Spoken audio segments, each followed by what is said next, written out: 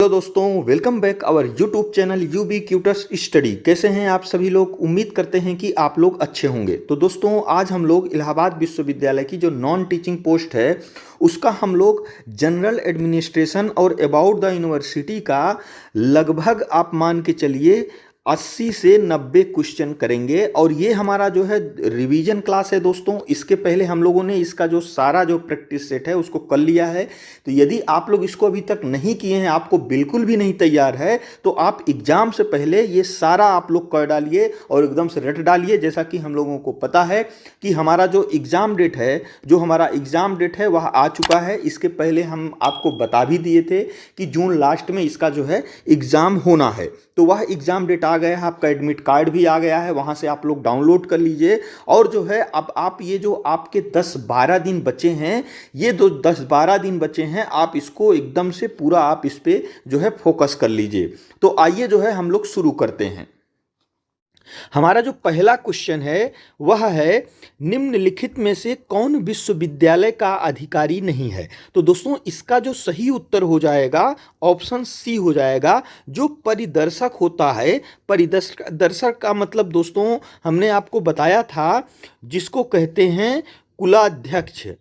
कुलाध्यक्ष कुलाध्यक्ष या फिर इसी को दोस्तों विजिटर भी बोलते हैं। तो ये जो है दोस्तों यूनिवर्सिटी का जो है अधिकारी नहीं होता है। आप लोग हमें कमेंट बॉक्स में बताइएगा कि कुलाध्यक्ष जो होता है, वर्तमान में जो इलाहाबाद विश्वविद्यालय है उसका कुलाध्यक्ष कौन है और इसका जो पद है वह कैसा पद है। इसको आप लोग कमेंट बॉक्स में ज़रूर बताइएगा। ये आपको हमने बता दिया है।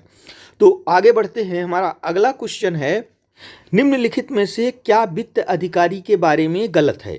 तो इसमें अगर हम देखते हैं तो दोस्तों ऑप्शन ए है, वित्त अधिकारी की नियुक्ति 5 वर्ष की अवधि के लिए की जाएगी। ये सही है। वित्त अधिकारी वित्त समिति के पदेन सचिव होंगे।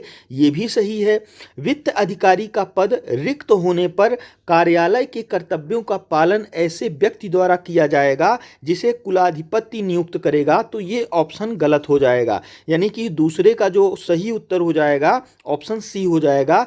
अगर कुलाधिपति की जगह कुलपति होता, कुलाधिपति की जगह कुलपति होता, तब जो है ये सही होता। यानी कि इसमें जो गलत है कुलाधिपति नहीं होगा, कुलपति होगा। अगला देखते हैं, वित्त अधिकारी पुनर्नियुक्त के लिए पात्र होगा। यानी कि जो वित्त अधिकारी वर्तमान में है, यदि वो उसकी जो है 5 वर्ष की अवधि पूरी हो जाती है तो वह जो है पुनः भी नियुक्त हो सकता है। यानी कि ऑप्शन डी भी सही होगा, इसलिए इसका सही उत्तर ऑप्शन सी होगा।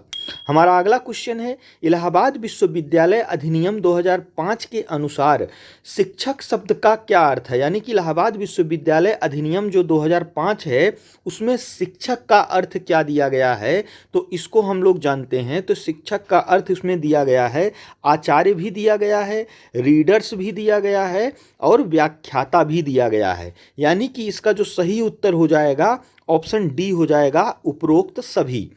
हमारा अगला क्वेश्चन है, इलाहाबाद विश्वविद्यालय अधिनियम 2005 के तहत कुलाधिपति की नियुक्ति किस धारा के तहत की जाती है। तो दोस्तों इसका जो सही उत्तर हो जाएगा ऑप्शन बी हो जाएगा, धारा 13 के तहत जो है इसकी नियुक्ति की जाती है। हमारा अगला क्वेश्चन है, निम्नलिखित में से कौन मल्टीटास्किंग स्टाफ यानी कि एमटीएस का कार्य है। तो दोस्तों जो मल्टीटास्किंग स्टाफ है यानी कि एमटीएस है, इसका काम जो है टाइपिंग करना भी होता है और रिकॉर्ड भी रखना होता है। यानी कि यह जिस कार्यालय या विभाग में वर्तमान में जो है पोस्टेड है, वहाँ पे जो भी कार्य होंगे उसका रिकॉर्ड जो है ये रखेगा और समय आने पर उसको जो है प्रस्तुत करेगा। और फोटोकॉपी करने का भी काम इसका है। यानी कि इसका जो सही उत्तर हो जाएगा ऑप्शन डी हो जाएगा, उपरोक्त सभी। हमारा अगला क्वेश्चन है, इलाहाबाद विश्वविद्यालय के कुलाधिपति का कार्यकाल क्या है। तो दोस्तों जो इलाहाबाद विश्वविद्यालय का कुलाधिपति है उसका जो अवधि है, कार्यकाल है, वह है 5 वर्ष, यानी कि ऑप्शन सी। और ये जो कुलाधिपति होता है यह जो है पुनः नियुक्त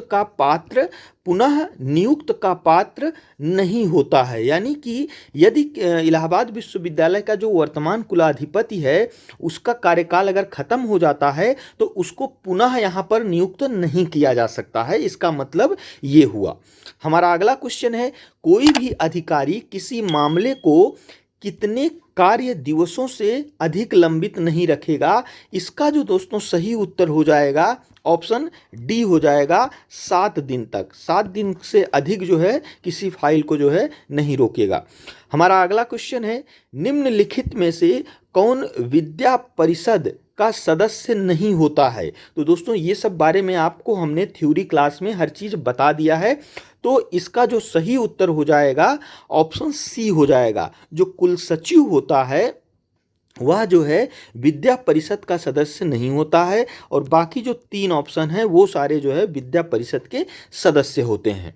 हमारा अगला क्वेश्चन है, निम्नलिखित में से किस मामले में एक मसौदा तैयार किया जाता है? तो यानी दोस्तों जो मसौदा तैयार किया जाता है वह उस मामले में किया जाता है जहां पर संचार नहीं होता है। ठीक है, यानी कि इसका जो ऑप्शन ए इसका सही हो जाएगा। जहां संचार नहीं हो सकता वहां पर जो है मसौदा के माध्यम से जो है उस वहाँ की जो है देखरेख की जाती है। हमारा अगला क्वेश्चन है, निम्नलिखित में से कौन अधिकारियों का व्यक्तिगत स्टाफ सदस्य नहीं है? तो दोस्तों इसका सही उत्तर हो जाएगा ऑप्शन बी, चपरासी। तो इसका जो सही उत्तर हो जाएगा ऑप्शन बी हो जाएगा। और विश्वविद्यालय के वित्त अधिकारी किस आयु में सेवानिवृत्त होंगे? तो दोस्तों इसका सही उत्तर हो जाएगा ऑप्शन सी, 60 वर्ष की उम्र में जो है सेवानिवृत्त होंगे। और इस पद की जो अवधि है वह कितनी होती है? तो पद की अवधि होती है 5 वर्ष के लिए। यानी कि अगर कोई वित्त अधिकारी पर नियुक्त हुआ है और उसकी एज जो है 60 साल नहीं है तो वह जो है केवल 5 वर्ष तक रहेगा, और ये जो है पुनः भी नियुक्त हो सकता है। हमारा अगला क्वेश्चन है, संकाय के अध्यक्ष की नियुक्ति किसके द्वारा की जाती है? तो दोस्तों संकाय का जो अध्यक्ष होता है उसको हम लोग जो है डीन के नाम से भी जानते हैं। तो इसकी नियुक्ति करती हैं जो है कुलपति द्वारा किया जाता है, और ये जो है वरिष्ठता के आधार पर जो है डीन की नियुक्ति की जाती है। ठीक है, हमारा अगला क्वेश्चन है, प्रेस और अन्य समाचार माध्यमों को आधिकारिक सूचना सामान्यतः किस विभाग के माध्यम से संप्रेषित की जाती है? तो दोस्तों इसका जो सही उत्तर हो जाएगा ऑप्शन बी हो जाएगा, प्रेस सूचना ब्यूरो द्वारा। अगला क्वेश्चन है, नियत दिन इलाहाबाद विश्वविद्यालय अधिनियम की किस धारा के अंतर्गत आता है? तो दोस्तों जो नियत दिन का मतलब यह हुआ, इलाहाबाद विश्वविद्यालय की स्थापना की जो तारीख यानी कि जो डेट है वह जो है का मतलब इस तारीख का वर्णन किस धारा में किया गया है, इस क्वेश्चन का मतलब यही हुआ। तो इसका जो उत्तर हो जाएगा ऑप्शन ए हो जाएगा, धारा 4। हमारा अगला क्वेश्चन है, निम्नलिखित में से कौन भारत सरकार की संरचना है? तो दोस्तों भारत सरकार की जो संरचना है यानी जो भारत सरकार की जो गवर्नमेंट है उसमें क्या होता है कि सबसे पहले वरीयता किसकी दी जाती है? माने वरिष्ठ सबसे जो है क्या होता है, राष्ट्रपति जो है सबसे जो है पद में बड़ा माना जाता है। उसके बाद जो है प्रधानमंत्री माना जाता है, फिर मंत्रिपरिषद, फिर कार्यपालिका, यानी कि ऑप्शन सी इसका सही होगा। हमारा अगला क्वेश्चन है, निम्नलिखित में से कौन सा विश्वविद्यालय का उद्देश्य है? तो दोस्तों हम पहला देखते हैं। पहला क्या है, शिक्षण और अनुसंधान प्रदान करके ज्ञान का प्रसार और अग्रिम करना, यानी कि ज्ञान का जो है प्रसार करना और उसको जो है आगे बढ़ाना, ये सही होगा दोस्तों। दूसरा है विभिन्न विषयों में एकीकृत पाठ्यक्रमों के लिए प्रावधान करना, ये भी सही है। शिक्षण अधिगम प्रक्रिया में नवाचारों को बढ़ावा देने के लिए उचित उपाय करना, ये भी सही है, यानी कि इसका सही उत्तर हो जाएगा ऑप्शन डी, उपरोक्त सभी। हमारा अगला क्वेश्चन है, ये निर्देश है दोस्तों। निर्देश में क्या कह रहा है, प्रश्नों में एक कथन है जिसके दो निष्कर्ष एक और दो हैं। आपको यह तय करना होगा कि दिए गए कथन में से कौन सा निष्कर्ष अनुसरण करता है और अपना उत्तर चिन्हित करें। तो दोस्तों इसमें जो कथन कह रहा है, कथन क्या कह रहा है, श्री ए नामक व्यक्ति है विश्वविद्यालय के कुलपति पद के लिए चुने गए उम्मीदवारों में से नहीं है। तो दोस्तों होता ये है कि जो विश्वविद्यालय है वहाँ के जो कुलपति हुए उनकी जो नियुक्ति है कौन करता है, तो वो करता है कुलाध्यक्ष। कुलाध्यक्ष ये कैसे करता है, तो कुलाध्यक्ष द्वारा एक समिति का गठन किया जाता है, एक समिति का गठन किया जाता है और यह समिति जो है 3 व्यक्तियों के नाम रिकमेंड करती है और वह जो है भेजती है कुलाध्यक्ष के पास। कुलाध्यक्ष इन्हीं 3 में से किसी को जो है कुलपति के पद पर नियुक्त करते हैं। तो इसमें कथन कह रहा है कि वह जो चुने गए जो उम्मीदवार हैं उनमें जो है व्यक्ति एक का नाम ही नहीं है। तो इसका मतलब यह हुआ कि ये जो है कुलपति के पद पर नियुक्त नहीं होगा। तो आइए हम लोग निष्कर्ष इसका लेते हैं। तो निष्कर्ष क्या है, पहला निष्कर्ष है श्री ए को कुलपति के रूप में चुना जाएगा, जो कि गलत है, नहीं चुना जाएगा। दूसरा है श्री ए को कुलपति के पद के लिए नहीं माना जाएगा, यानी कि दूसरा वाला निष्कर्ष सही होगा। तो इस हिसाब से इसका सही उत्तर ऑप्शन बी हो जाएगा, केवल निष्कर्ष 2 अनुसरण करता है। हमारा अगला क्वेश्चन है, कार्यालय के बाहर बैठकों या चर्चाओं में भाग लेने के उद्देश्य से किस स्तर का अधिकारी गोपनीय कागजात या फाइलें नहीं ले सकता है। यानी कि दोस्तों कार्यालय से बाहर कोई जो अधिकारी होता है, यदि ऐसे सामान्य चर्चा के लिए लोगों के साथ बैठा है तो वह जो है कोई गोपनीय कागज या फाइल जो है नहीं रिसीव कर सकता है। तो इसका जो उत्तर हो जाएगा कौन है, अनुभाग अधिकारी और डेस्क अधिकारी, यानी कि ऑप्शन सी इसका सही हो जाएगा। हमारा अगला क्वेश्चन है, इलाहाबाद विश्वविद्यालय की स्थापना कब हुई थी। तो दोस्तों इसका जो सही उत्तर हो जाएगा ऑप्शन सी हो जाएगा, 23 सितंबर 1887 को इसकी स्थापना हुई थी। हमारा अगला क्वेश्चन है, निम्नलिखित में से कौन कंप्यूटर की तीसरी पीढ़ी का उदाहरण है। तो दोस्तों इसका जो सही उत्तर हो जाएगा ऑप्शन बी हो जाएगा, इंटीग्रेटेड सर्किट। वर्तमान में विश्वविद्यालय का वित्त अधिकारी कौन है। तो दोस्तों इसका जो सही उत्तर हो जाएगा ऑप्शन बी हो जाएगा, प्रोफेसर अतुल कुमार सरन। और दोस्तों इसका एक क्वेश्चन और बनता है जिसका आपको जो है आंसर हमें जो है कमेंट बॉक्स में देना है। वह क्वेश्चन यह है कि वित्त अधिकारी की जो चर्चा है वह जो है किस धारा के तहत की गई है, ये हमने आप लोगों को पढ़ा चुका है। तो इसलिए आप कमेंट बॉक्स में जरूर बताइएगा। हमारा अगला क्वेश्चन है, किसी विश्वविद्यालय के कुलपति को कम से कम कितने व्यक्तियों के पैनल से विजिटर द्वारा नियुक्त किया जाता है। तो दोस्तों इस क्वेश्चन का आंसर आप लोगों को जरूर पता होगा, क्योंकि इस क्वेश्चन के बारे में हमने कई बार जो है इसकी चर्चा वीडियो में किया है। तो आइए हम लोग देखते हैं। तो दोस्तों विजिटर का मतलब ये हुआ कुलाध्यक्ष। कुलाध्यक्ष दोस्तों जो है कुलपति की नियुक्ति करता है, जैसा कि हम लोगों को पता है। तो कुलाध्यक्ष द्वारा दोस्तों एक समिति गठित की जाती है। क्या गठित की जाती है, एक समिति गठित की जाती है। और यह समिति जो है, यह समिति किन्हीं 3 व्यक्तियों का नाम जो है, किन्हीं 3 व्यक्तियों के नाम का प्रस्ताव जो है कुलाध्यक्ष के पास भेजती है। तो इसी की बात हो रही है कि उस पैनल में कितने व्यक्तियों का नाम होता है। तो कितने व्यक्तियों का नाम होता है, 3 व्यक्तियों का नाम होता है। तो इन 3 व्यक्तियों को कुलाध्यक्ष पास भेजा जाता है। कुलाध्यक्ष इन्हीं 3 व्यक्तियों में से किसी को कुलपति नियुक्त कर देता है। तो इसका जो आंसर होगा ऑप्शन ए हो जाएगा 3। हमारा अगला क्वेश्चन है, विश्वविद्यालय के रजिस्ट्रार की नियुक्ति इलाहाबाद विश्वविद्यालय अधिनियम 2005 के किस धारा के तहत की जाती है। तो दोस्तों इसका जो सही उत्तर हो जाएगा ऑप्शन बी हो जाएगा, धारा 17 के तहत की जाती है। ये जो है प्रिंट मिस्टेक हो गया है, ये जो है धारा होगा। हमारा अगला क्वेश्चन है, निम्नलिखित में से कौन वाणिज्य संकाय में नहीं आता है?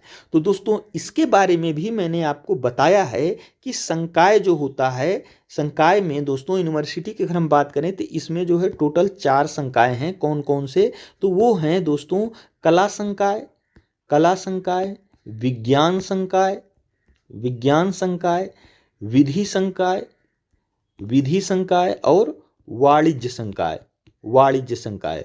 और इन संकायों में दोस्तों अलग अलग विषय हैं, अलग अलग सब्जेक्ट हैं। तो ये वही पूछ रहा है कि वाणिज्य संकाय में इनमें से ऐसा कौन सा जो है सब्जेक्ट है जो वाणिज्य संकाय में नहीं आता है। तो दोस्तों ये जो विधि है, विधि जो है, विधि क्या होता है? कानून से संबंधित जो विषय होते हैं वो विधि में आते हैं। बाकी जो चीज़ें हैं वो जो है वाणिज्य संकाय में आएगा। जो विधि है दोस्तों यह जो है कानून से संबंधित है, इसीलिए यह जो विधि संकाय में जो है आएगा। हमारा अगला क्वेश्चन है, निम्नलिखित में से किसका भारत के राष्ट्रपति के रूप में सबसे कम कार्यकाल था? तो दोस्तों इसका जो सही उत्तर हो जाएगा ऑप्शन डी हो जाएगा, डॉक्टर जाकिर हुसैन का था। ये जो है मात्र 2 वर्ष तक राष्ट्रपति के पद पर कार्य किया था। और दोस्तों ये जो है 1962 से 1967 के बीच में जो है उपराष्ट्रपति के पद पर भी जो है ये रह चुके थे। हमारा अगला क्वेश्चन है, एक फाइल जिस पर कार्रवाई अभी पूरी नहीं हुई है उसे किस रूप में जाना जाता है? तो दोस्तों इसका जो सही उत्तर हो जाएगा ऑप्शन सी हो जाएगा, करंट फाइल के रूप में जो है उसको जाना जाता है। हमारा अगला क्वेश्चन है, कार्यकारी परिषद के कितने सदस्य एक बैठक के लिए गणपूर्ति करेंगे? तो दोस्तों इसका जो सही उत्तर हो जाएगा ऑप्शन बी हो जाएगा 7। दोस्तों कार्य परिषद जो होती है, कार्य परिषद इसमें तो वैसे कई सारे सदस्य होते हैं, बहुत सारे सदस्य होते हैं, लेकिन कार्य परिषद का जो अधिवेशन है उसको बुलाने के लिए कम से कम 7 सदस्यों का होना जरूरी है। यदि 7 सदस्य से कम लोग हैं तो कार्य परिषद की बैठक नहीं हो सकती है, कोई भी नियम कानून पारित नहीं हो सकता है। हमारा अगला क्वेश्चन है, एक स्कूल में हमेशा एक होता है, तो यानी दोस्तों कोई भी विद्यालय है यदि उसमें शिक्षक नहीं है, अध्यापक नहीं है, तो वह जो है विद्यालय नहीं कहला सकता है, एक स्कूल नहीं कहला सकता है। तो इसका जो सही उत्तर हो जाएगा ऑप्शन बी हो जाएगा। हमारा अगला क्वेश्चन है, एक या अधिक अनुभागों वाले मंत्रालय या विभाग में शाखा का प्रभारी कौन होता है? तो दोस्तों इसका जो सही उत्तर हो जाएगा ऑप्शन सी हो जाएगा, अवर सचिव कहलाता है जो शाखा का प्रभारी होता है। हमारा अगला क्वेश्चन है, प्रारूप पर हस्ताक्षर करने वाले अधिकारी के संबंध में निम्नलिखित में से कौन संचार में इंगित नहीं है? तो दोस्तों इसका जो सही उत्तर हो जाएगा ऑप्शन डी हो जाएगा, पता। दोस्तों प्रारूप पर हस्ताक्षर करने वाला जो अधिकारी होता है उसमें जो है उसका नाम होता है, फ़ोन नंबर भी होता है और वो किस पद पर है वो भी होता है, लेकिन पता उसमें जो है मेंशन नहीं होता है, यानी कि ऑप्शन डी इसका सही होगा। इलाहाबाद विश्वविद्यालय के वर्तमान कुलपति कौन हैं? तो दोस्तों इसका जो सही उत्तर हो जाएगा ऑप्शन सी हो जाएगा, प्रोफेसर संगीता श्रीवास्तव हैं। और दोस्तों ये जो देवेश कुमार गोस्वामी हैं ये जो है असिस्टेंट रजिस्ट्रार हैं। और दोस्तों आशीष कुमार चौहान जो हैं ये जो है कुलाधिपति हैं। ये प्रोफेसर संगीता श्रीवास्तव कुलपति हैं और आशीष कुमार चौहान ये कुलाधिपति हैं। अगला है, निम्नलिखित में से कौन सा विश्वविद्यालय की शक्तियां हैं, कौन सी विश्वविद्यालय की शक्तियां हैं? तो इसका जो उत्तर हो जाएगा दोस्तों इसमें जो है विश्वविद्यालय महाविद्यालयों और विश्वविद्यालय संस्थाओं की स्थापना करता है, सही है।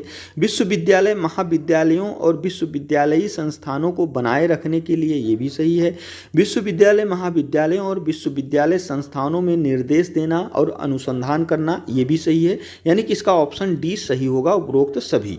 हमारा अगला क्वेश्चन है, इलाहाबाद विश्वविद्यालय के वर्तमान कुलाधिपति कौन हैं? तो दोस्तों जो कुलाधिपति हैं अभी हम आपको ऊपर बताए थे, इसका जो सही उत्तर हो जाएगा ऑप्शन बी हो जाएगा, आशीष कुमार चौहान है। अगला क्वेश्चन है, इलाहाबाद विश्वविद्यालय अधिनियम 2005 के पूर्व इलाहाबाद विश्वविद्यालय किस अधिनियम के तहत जो है संचालित हो रहा था? तो दोस्तों इसका जो सही उत्तर हो जाएगा विश्वविद्यालय राज्य अधिनियम 1973 द्वारा, यानी कि ऑप्शन ए इसका सही होगा। हमारा अगला क्वेश्चन है, इलाहाबाद विश्वविद्यालय अधिनियम 2005 के तहत वित्त अधिकारी की नियुक्ति किस धारा के तहत की जाती है? तो दोस्तों इसका सही उत्तर हो जाएगा ऑप्शन सी, धारा 18 के तहत। हमारा अगला क्वेश्चन है, विश्वविद्यालय का प्रधान कार्यपालक और शैक्षणिक अधिकारी कौन होता है? तो दोस्तों इसका सही उत्तर हो जाएगा ऑप्शन सी, कुलपति होता है। हमारा अगला क्वेश्चन है, किसी केंद्रीय विश्वविद्यालय का मुख्य कुलाधिसचिव कौन होता है? तो दोस्तों किसी केंद्रीय विश्वविद्यालय का जो मुख्य कुलाधिसचिव होता है वह होता है राज्यपाल, और कुलाध्यक्ष कौन होता है? वो राष्ट्रपति होता है, यानी कि मुख्य कुलाधिसचिव कौन होता है? वह राज्यपाल होता है। ऑप्शन सी इसका सही हो जाएगा। हमारा अगला क्वेश्चन है, एक विभाग के भीतर एक इकाई जिसे एक विशिष्ट कार्य सौंपा जाता है उसे क्या कहा जाता है? तो उसको कहा जाता है दोस्तों डेस्क, यानी कि ऑप्शन ए इसका सही हो जाएगा। हमारा अगला क्वेश्चन है, राष्ट्रीय पिछड़ा वर्ग आयोग किस प्रकार का निकाय है? तो दोस्तों इसका जो सही उत्तर हो जाएगा ऑप्शन ए हो जाएगा, यह जो है संवैधानिक जो है निकाय। दोस्तों जिसकी चर्चा हमारे संविधान में की गई है वो सब सारी चीज़ें जो होती हैं वह जो है एक संवैधानिक निकाय होती हैं।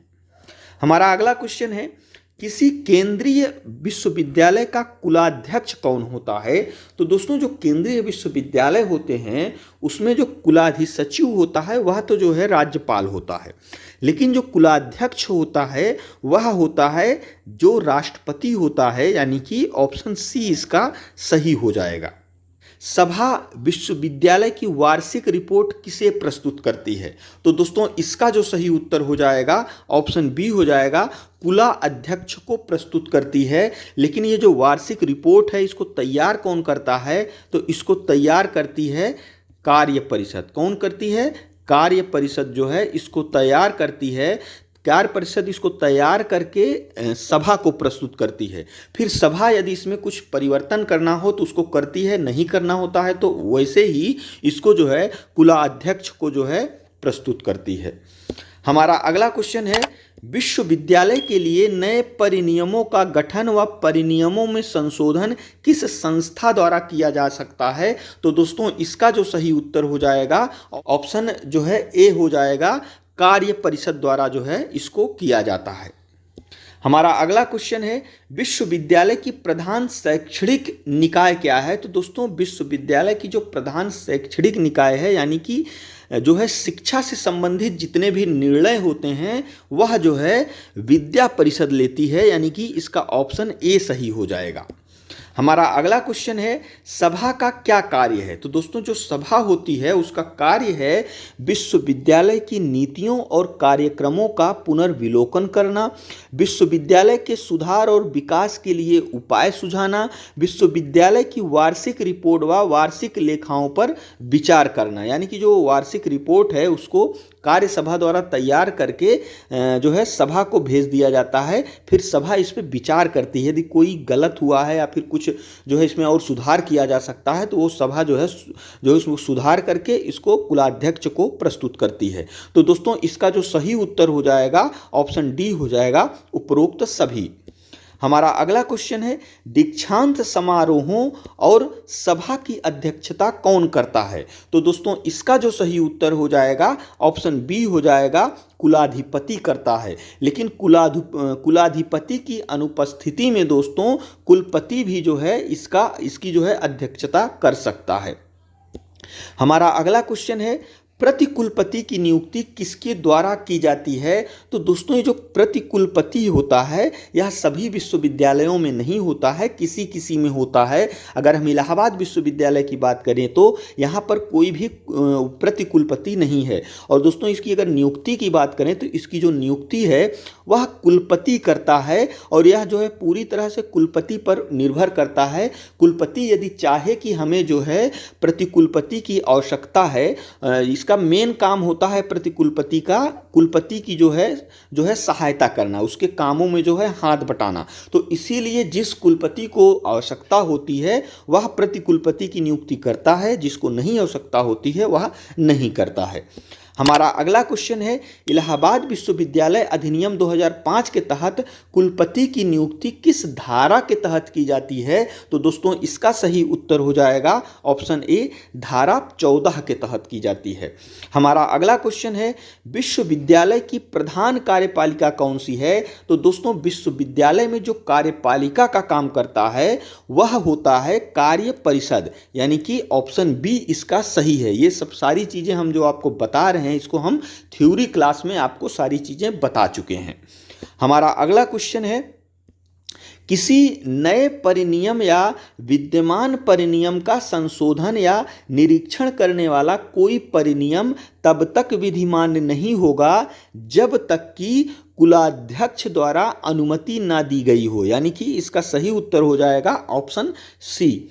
हमारा अगला क्वेश्चन है, कुलपति अपना पद ग्रहण करने की तारीख से कितने वर्ष की अवधि तक पद पर रहेगा? तो दोस्तों इसका जो सही उत्तर हो जाएगा ऑप्शन डी हो जाएगा, यह जो है 5 वर्ष तक रहता है। कार्य परिषद, विद्या परिषद और वित्त समिति के अधिवेशन बुलाने का अधिकार किसे होता है? तो दोस्तों इसके जो अधिवेशन होते हैं उसको जो बुलाने का अधिकार है वह है कुलपति का, यानी कि ऑप्शन बी इसका सही हो जाएगा।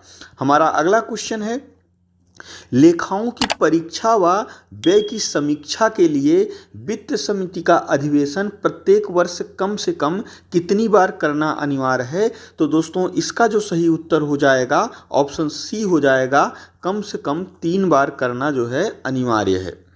हमारा अगला क्वेश्चन है, विश्वविद्यालय का कुलाध्यक्ष यानी कि विजिटर जो होता है वह राष्ट्रपति होगा, इसका वर्णन किस धारा के तहत किया गया है?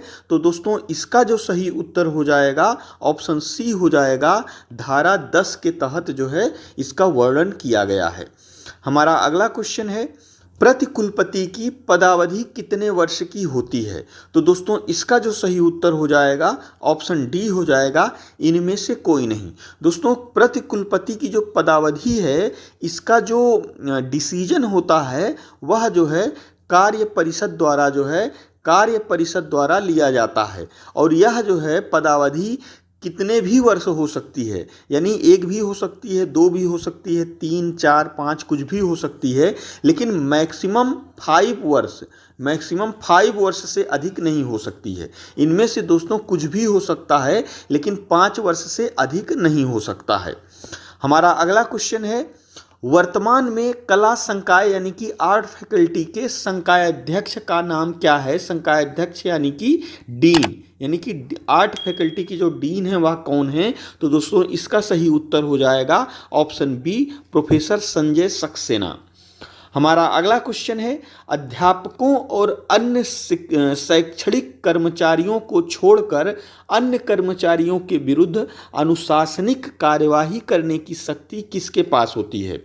तो दोस्तों अगर हम अध्यापकों और जो शिक्षा से जुड़े कर्मचारी हैं उनको छोड़ दिया जाए, बाकी भी जितने नॉन टीचिंग कर्मचारी हैं उनका जो डिसीजन है, यानी कि उनसे संबंधित कोई भी निर्णय लेना है या भी उनके प्रति कोई कार्रवाई करना है, ये सारा डिसीजन जो है कुल सचिव लेता है। कुल सचिव यानी कि ऑप्शन बी इसका सही हो जाएगा, यानी कि दोस्तों रजिस्ट्रार जो है इसका निर्णय लेता है।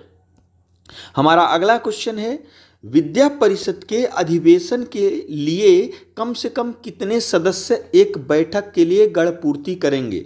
तो यानी विद्या परिषद का जो अधिवेशन है उसको बुलाने के लिए कम से कम 25 सदस्यों का होना जरूरी है। यदि 25 सदस्य से कम है तो विद्या परिषद का अधिवेशन नहीं बुलाया जा सकता है।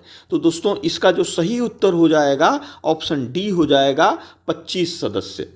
हमारा अगला क्वेश्चन है, निम्नलिखित में से वित्त समिति का सदस्य कौन नहीं हो सकता है? तो दोस्तों इसका जो सही उत्तर हो जाएगा ऑप्शन सी हो जाएगा, कुलाध्यक्ष जो है वित्त समिति का सदस्य नहीं होता है, लेकिन कुलाध्यक्ष द्वारा वित्त समिति में भाग लेने के लिए 3 3 सदस्यों का मनोनयन किया जाता है। मनोनयन किया जाता है किसके द्वारा? कुलाध्यक्ष के द्वारा। हमारा अगला क्वेश्चन है, विश्वविद्यालय का मुख्य कुलाधिसचिव यानी कि चीफ रिएक्टर राज्यपाल होगा, इसका वर्णन किया गया है, यानी कि इसका वर्णन किस धारा के तहत किया गया है? तो दोस्तों इसका सही उत्तर हो जाएगा ऑप्शन डी, धारा 11 के तहत।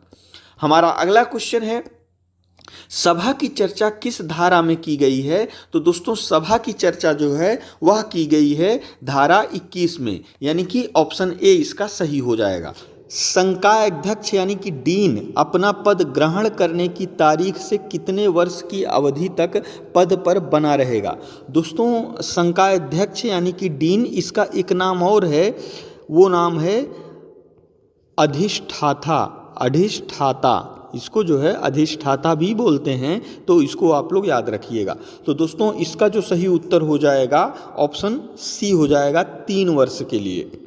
हमारा अगला क्वेश्चन है, वर्तमान में इलाहाबाद विश्वविद्यालय के कुल सचिव कौन हैं? तो दोस्तों इसका जो सही उत्तर हो जाएगा ऑप्शन ए हो जाएगा, प्रोफेसर नरेंद्र कुमार शुक्ला या फिर एन.के. शुक्ला। एन.के. शुक्ला।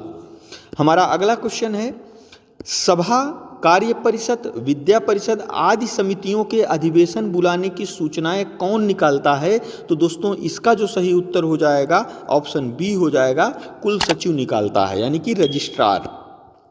अगला क्वेश्चन है, इलाहाबाद विश्वविद्यालय के निगमन के प्रभाव का वर्णन किस धारा के तहत किया गया है?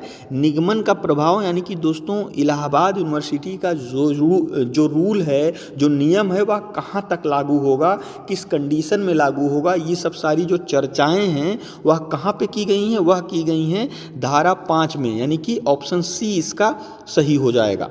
अगला क्वेश्चन है, इलाहाबाद विश्वविद्यालय के मुख्य उद्देश्य क्या क्या हैं?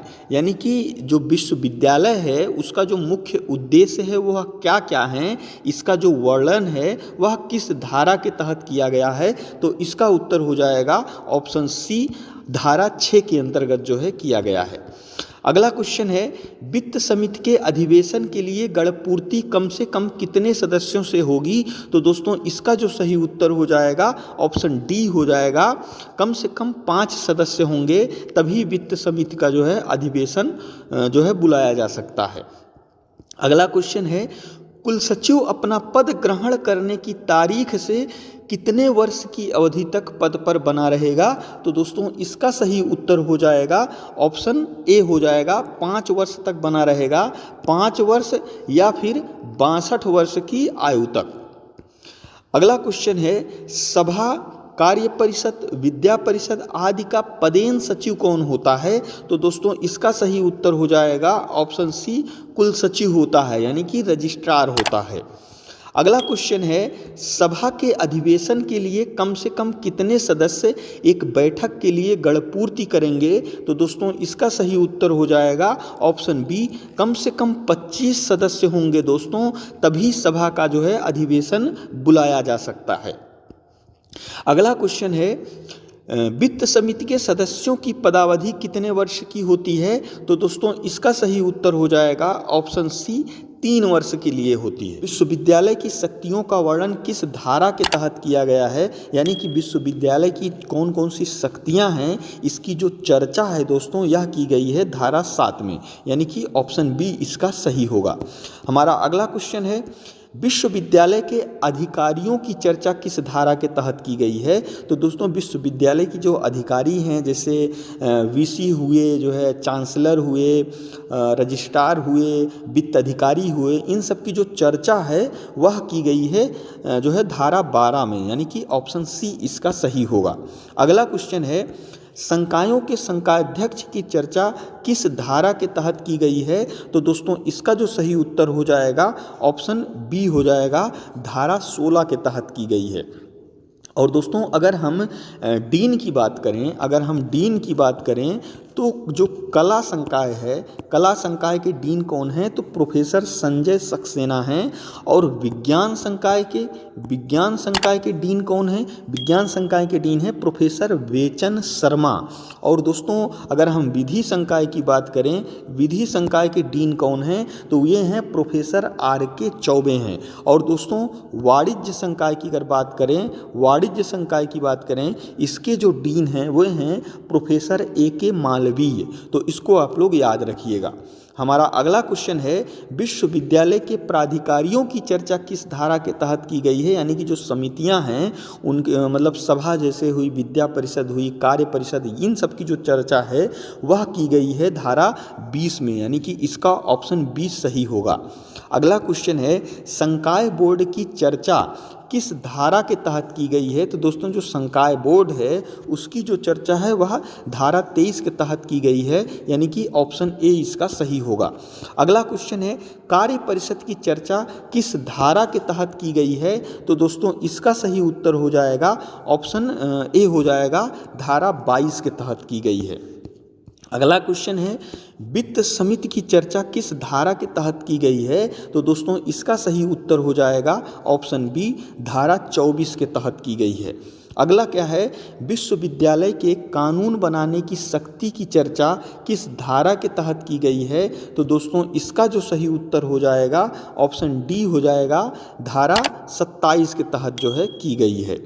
अगला क्वेश्चन है, परिनियमों को बनाने की विधि, यानी कि जो परिनियम है वह किस प्रकार से बनाए जाएंगे, उसमें कौन कौन से सदस्य होंगे, इसका जो वर्णन है वह किया गया है धारा 28 में, यानी कि ऑप्शन बी इसका सही होगा।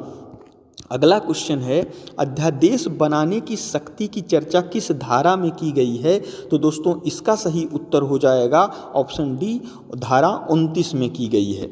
हमारा अगला क्वेश्चन है, विश्वविद्यालय के वार्षिक रिपोर्ट की चर्चा किस धारा में की गई है? तो दोस्तों इसका सही उत्तर हो जाएगा ऑप्शन सी, धारा 31 के तहत की गई है। अगला क्वेश्चन है, लेखा और लेखा परीक्षा, यानी जो लेखा परीक्षा होता है जो है पैसे उसे से संबंधित जो भी होता है, इसका हर साल जो है ऑडिट किया जाता है, तो इसकी जो चर्चा है वह की गई है धारा 32 में, यानी कि इसका सही उत्तर हो जाएगा ऑप्शन ए। दोस्तों ये हमारा जो है आज जो है जनरल एडमिनिस्ट्रेशन और जो है अबाउट द यूनिवर्सिटी का चैप्टर पूरा समाप्त होता है। इससे संबंधित जितने भी क्वेश्चन बनते हैं वो सारे आपको जो है करा दिए गए हैं, तो इसको आप लोग ज़रूर तैयार कर लीजिएगा। और दोस्तों यदि आप लोग अभी तक सीरियस नहीं है एग्ज़ाम को लेके, तो अब जो है बिल्कुल आपकी परीक्षा जो है एकदम नज़दीक आई है, आप लोग एकदम तैयारी में लग जाइए। और दोस्तों आज का जो हमारा क्वेश्चन है वह है, इलाहाबाद विश्वविद्यालय के निगमन के प्रभाव का वर्णन किस धारा के तहत किया गया है? इसमें से कौन सा ऑप्शन सही है हमें कमेंट बॉक्स में ज़रूर बताइएगा। और दोस्तों यदि हमारा वीडियो आपको अच्छा लगा हो तो हमारे चैनल को ज़रूर सब्सक्राइब करिएगा। और दोस्तों वीडियो देखने के लिए आपका बहुत बहुत धन्यवाद।